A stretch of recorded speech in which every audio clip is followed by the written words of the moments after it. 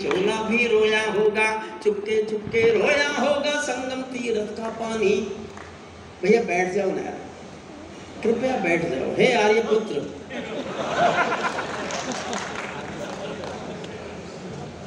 कोई नहीं, प्लीज। मुझे डिस्टर्ब होता है, मैं ये वो होंगे जिन्होंने मुझे आज तक नहीं सुना, उन्होंने मेरे सामने घूमते। इतनी बहादुरी पे अखिलेश यादव की सरकार यश भारती बांटती थी कि ये वो व्यक्ति है जो हरिओम कुमार की कविता पढ़ने के समय भी इधर उधर घूम रहा था। अब मत उठना, मैंने जिन सरकारों पे लिखा है ना वो बैठ गई।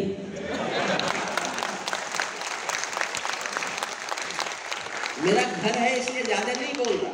हरिओम कुमार कोई कवि नहीं है, एक आपका नाम है हरिओम कुमार।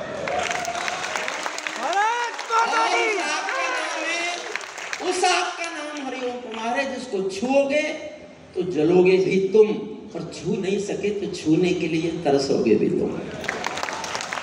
सुनना, चुपके चुपके रोया होगा संगम तीरथ का पानी, आंसू आंसू रोई होगी धरती की चूनर धानी, एक समंदर रोई होगी भगत सिंह की कुर्बानी। क्या ये ही सुनने की खातिर फांसी झूले से नानी, क्या ये ही सुनने की खातिर चुपके चुपके रोया होगा संगम तीरथ का पानी, आंसू आंसू रोई होगी धरती की चूनर धानी, एक समंदर रोई होगी भगत सिंह की कुर्बानी। क्या ये ही सुनने की खातिर फांसी झूले से नानी, जहां मरे आजाद पार्क के पत्ते खड़क गए होंगे। मैं बहुत गुस्से में भी था, बहुत गुस्से में, और मैं अपना गुस्सा कैसे दिखाता। मैं जिस कुल से आता हूँ उस कुल में गुस्सा दिखाने का और कोई तरीका नहीं था जो मैंने दिखाया। आपको लगे मैंने गुस्सा ठीक दिखाया, मुझे हक है कवि होने के नाते इतना गुस्सा दिखाने का, तो अपने हक पर आपकी सारे सदन की मोहर चाहता हूँ सुनना। चुपके चुपके रोया होगा संगम तीरथ का पानी, जहाँ मरे आजाद पार्क के पत्ते खड़क गए होंगे, कहीं स्वर्ग में शेखर जी के बाजू फड़क गए होंगे, शायद पल दो पल को उनकी निदिया भाग गई होगी, फिर पिस्तौल उठा लेने की इच्छा जाग गई होगी, फिर पिस्तौल उठा लेने की इच्छा, फिर पिस्तौल उठा लेने की इच्छा जाग गई होगी। शेखर महायज्ञ का नायक गौरव भारत भूखा। छोटी सी दो बातें बताता हूँ आपको, शायद पता नहीं होंगे। शेखर को खोजने के लिए अंग्रेज की पुलिस ने 700 लोगों को नौकरी दे रखी थी, वो शेखर को पहचान लें। वो भेष बदलते रहते थे। और एक वाक्य मैंने ऐसा पढ़ा जब मैं उनको लिखने के लिए उन पर पढ़ रहा था दुनिया भर की लाइब्रेरीज में, एक वाक्य ऐसा मिला जो दुनिया के किसी क्रांतिकारी के मुंह से निकलता हुआ नहीं मिला। गरीब घर का बेटा था, मध्य प्रदेश में झाबुआ जिले में एक जगह है भावरा, जहाँ मैं बधाई देता हूँ अपने प्रधानमंत्री को।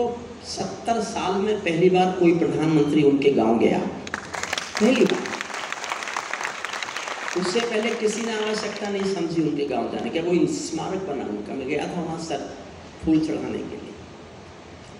ऐसा एक वाक्य, गरीब घर का बेटा था, इकलौता बेटा था, किसी ने आके बताया कि तुम्हारे माँ बाप गरीबी में हैं, घर में खाने को रोटी नहीं है, तुम खजाने लूटते हो आजादी की लड़ाई के लिए, तुम्हारे पास पैसा होता है इस संदूक में जिसमें पैसा रखा जाता है, उसकी चाबी तुम्हारे पास होती है, यार कम से कम इतना पैसा तो घर भेजो कि तुम्हारे माँ बाप रोटी खा सकें।